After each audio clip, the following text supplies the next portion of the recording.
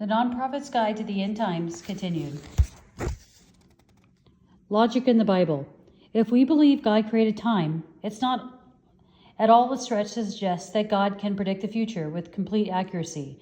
If that's the case, it gives us a chance to test and verify the predictions given in the Bible. Fulfilled prophecy gives us the clearest evidence of the Bible's reliability.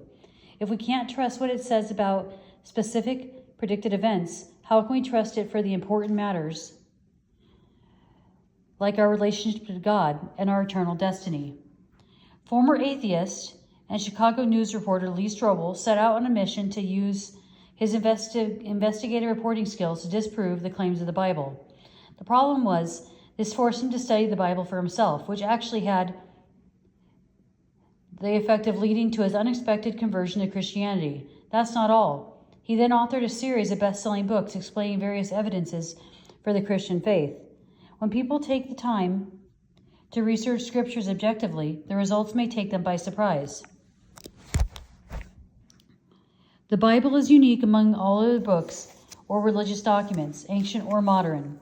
No other book contains fulfilled prophecies like the Bible. If you can recall the chart from chapter 1, we learn that the Bible is made up of 66 books written by at least 40 authors over a period of 1,500 years. These facts make fulfilled prophecy even more amazing. It's clear that indeed all scripture is God-breathed, 2 Timothy 3:16, as God mysteriously spoke through prophets to deliver his message to the human race. In a world where truth is considered to be relative, and where the masses are encouraged or even strong-armed into accepting everyone's truth as valid, I often wonder if logic can still be used to persuade people. Personal feelings and ideologies often trump facts in the marketplace of ideas. Many people have become conditioned to accept the nonsensical in the name of pluralism and political correctness. However, for the sincere truth seeker, logic still serves its intended purpose. Facts are real and concrete. Truth is not relative, and our God has given ability for us to think logically is still one of the key things that separates us from the animals.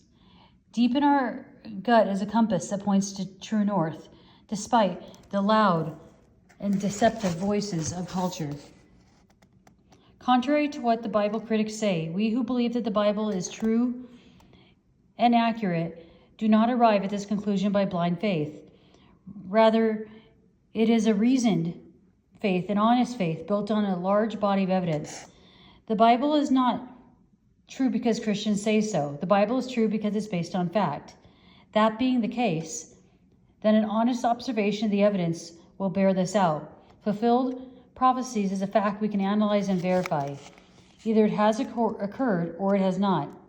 Faith is still required, of course. We can't prove the Bible is from God in a strict scientific sense that is repeatable and observable. We can't go back in time to show God speaking to Moses in a pillar or a fire, or the angel Gabriel delivering God's message to Daniel. But we can point to compelling patterns of evidence that's overwhelmingly point to the Bible's divine authorship.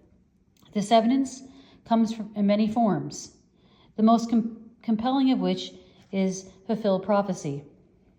We highlighted the amazing fact of fulfilled prophecy briefly in chapter 1, and we'll expand on it here in greater detail. Before we look at some compelling examples of fulfilled prophecy, I'd like you to consider an analogy to help set the stage. And you can see this box: apologetics, evidence for the Christian faith, historical forensic evidence, manuscript evidence, archaeology, scientific evidence, logical arguments, intelligent design, creation science, philosophical arguments, more apologetics, internal evidence, external evidence, and fulfilled prophecy.